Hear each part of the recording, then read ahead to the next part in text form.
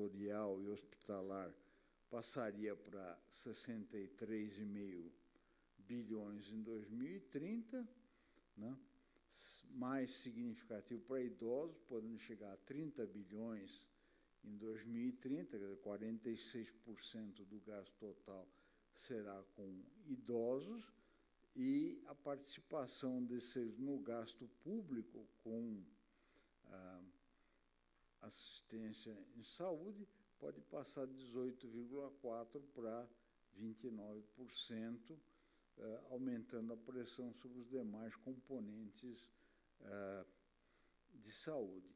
E a agenda de pesquisa, quer dizer, a gente pensa em continuar o trabalho, fazendo um estudo sobre estrutura hospitalar ótima, que contemple a necessidade de leitos de acordo com grupo etários e complexidade dos serviços, que não deu para fazer na fase atual, incorporar mudanças epidemiológicas nas projeções do gasto e tem uma coisa que eu mencionei há pouco, nós usamos as projeções populacionais do IBGE para 2030, que foram feitas em 2008. Nós temos o censo de 2010, o ano que vem o IBGE deve lançar novas projeções e a gente poderia refazer o trabalho. Muito obrigado.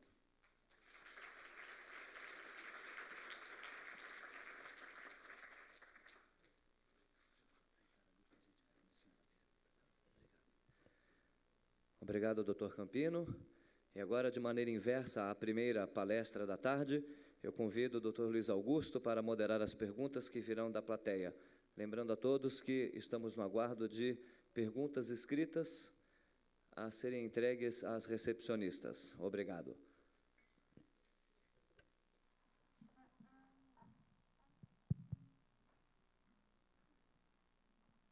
Bom, acho que eu já gostaria de fazer algumas perguntas, né, que acho que seria do interesse de todos também.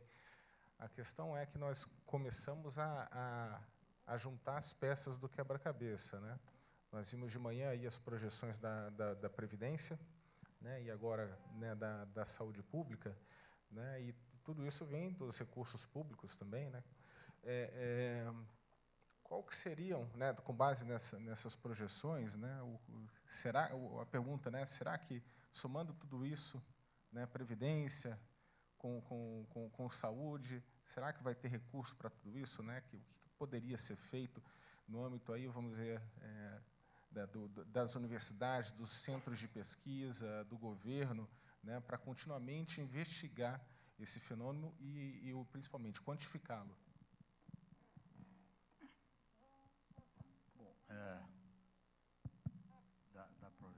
Eu acho o seguinte,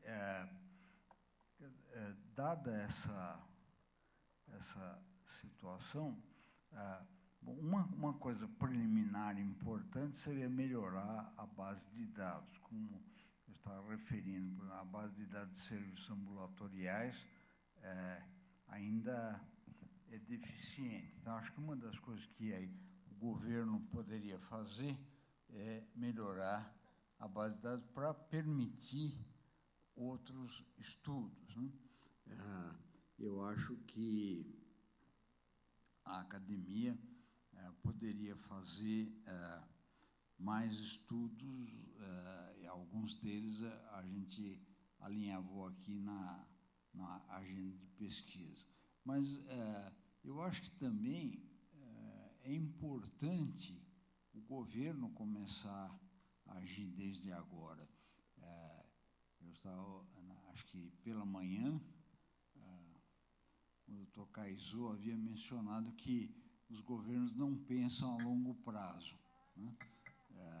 Sempre estão preocupados com a próxima eleição, e as eleições no Brasil, em geral, são a cada 2 anos, né? Então, o horizonte é muito pequeno, né?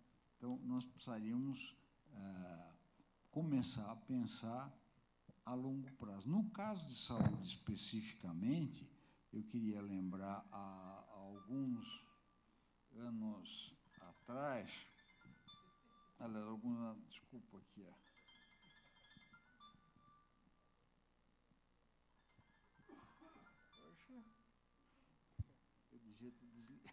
devia ter desligado. Mas eu queria lembrar, o ano passado, por exemplo, foi publicado um livro, Brasil, a Nova Agenda Social, que foi organizado pelo professor Edmar Baixa e o professor Simon Schwartzman, e ali há vários capítulos sobre saúde. Eu escrevi o André Mendes, do Banco Mundial, escreveu o capítulo básico, né? E uma coisa que nós colocamos ali, eu acho que é importante, primeiro, reduzir, quer dizer, primeiro, racionalizar o gasto em saúde. É importante aumentar a eficiência do setor, né? Não é que o nosso país não é um país que gasta pouco em saúde, tá certo? O problema é que o gasto precisa ser racionalizado. Agora, a outra coisa que eu acho que seria importante estudar dentro de uma perspectiva de reforma tributária é, eventualmente, se ter um imposto específico para a saúde. Tem vários países da OECD que têm impostos específicos para a saúde, mas, obviamente, numa situação como a nossa, em que a sociedade não aguenta mais impostos, isso teria que ser visto dentro de uma reforma tributária ampla, né? Eu acho que eu vejo aí talvez mais uma atividade do governo do que da própria academia, né? Claro, claro. Fazendo uma pergunta aqui que foi trazida, relacionada até a uma que foi feita de manhã, da qual me lembrei agora. Em vários gráficos apresentados, podemos notar um aumento dos gastos até a faixa de 64, 69 anos, e depois tem um decréscimo dos 70 aos 80 anos, e depois do 80, né? A despesa total ali cai, né? Na sua opinião, podemos considerar essa observação como comportamento dos gastos médicos da população em geral, né? Então, explicar por que tem esse efeito depois, em idades mais avançadas, do declínio do gasto assistencial. Podia repetir? Nas projeções mostradas, né, de gasto, né, por faixa etária, tem um pico ali na faixa etária próximo dos 60 até os 69, e depois tem um declínio. A pessoa está perguntando por que tem esse efeito do declínio a partir do...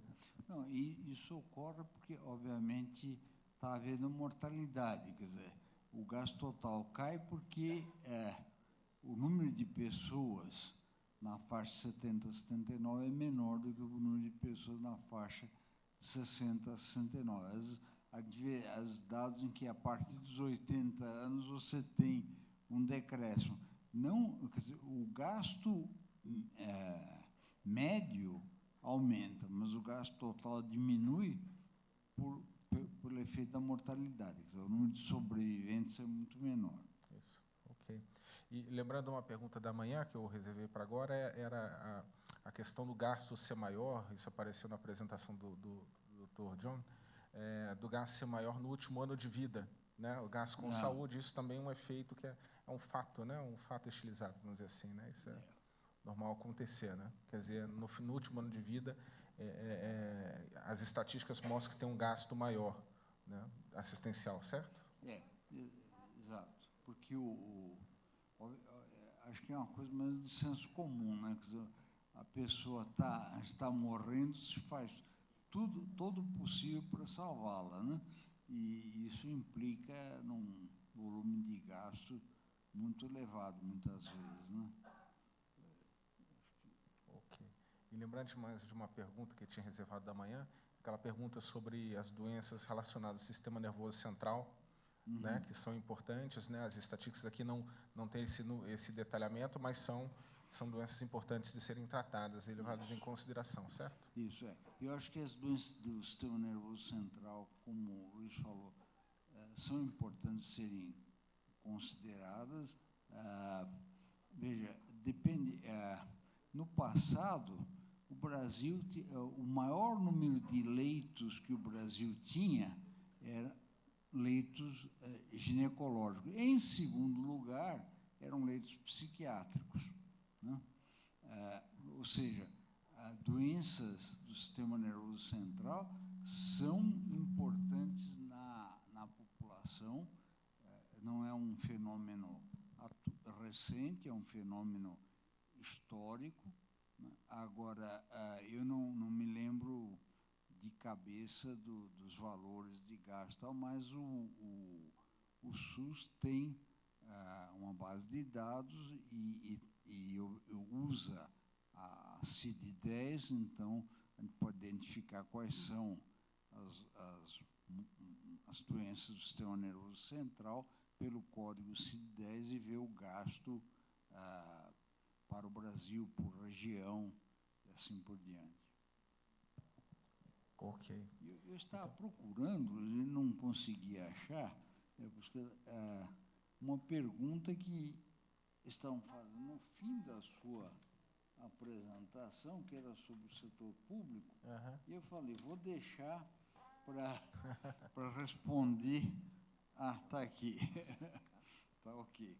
Que era do Marcos Barreto. Ele dizia, assistência médica, o governo transferiu definitivamente para as pessoas ou é da sua responsabilidade? Não vai acontecer o mesmo com a Previdência? Bom, Marcos, o que eu queria dizer é o seguinte, eu acho que o governo não transferiu definitivamente para as pessoas a assistência de saúde, né? É a responsabilidade do governo. Nós temos, por definição constitucional, né, que saúde, quer dizer, a atenção de saúde é um dever do Estado e, portanto, não há essa transferência para as pessoas. Agora, dito isto, é óbvio que o atendimento de saúde precisa ser substancialmente melhorado, né? Quer dizer, eu sempre costumo citar um exemplo no edifício, no prédio que eu moro, tinha um porteiro que emagreceu 17 quilos num mês, né? Até eu, que sou economista, vi que ele tinha algum problema importante de saúde, né? E ele vai no posto do SUS e marca uma consulta para ele dali 6 meses, né? É óbvio, todos nós já podemos imaginar que antes de 6 meses ele tinha morrido, né? Então, dito isto, quer dizer, eu não conheço o Marcos, mas eu senti assim, uma certa insatisfação na pergunta. A gente fica insatisfeito com o atendimento que é dado à saúde da população. E há muito que melhorar, mas a responsabilidade é do governo e o governo não tem abdicado dessa responsabilidade. Agora, com a Previdência, eu acho que o Caizu seria a pessoa adequada para responder. Ok, professor Campino, muito obrigado aí pelas respostas, pela sua apresentação. Eu que agradeço, muito obrigado a todos.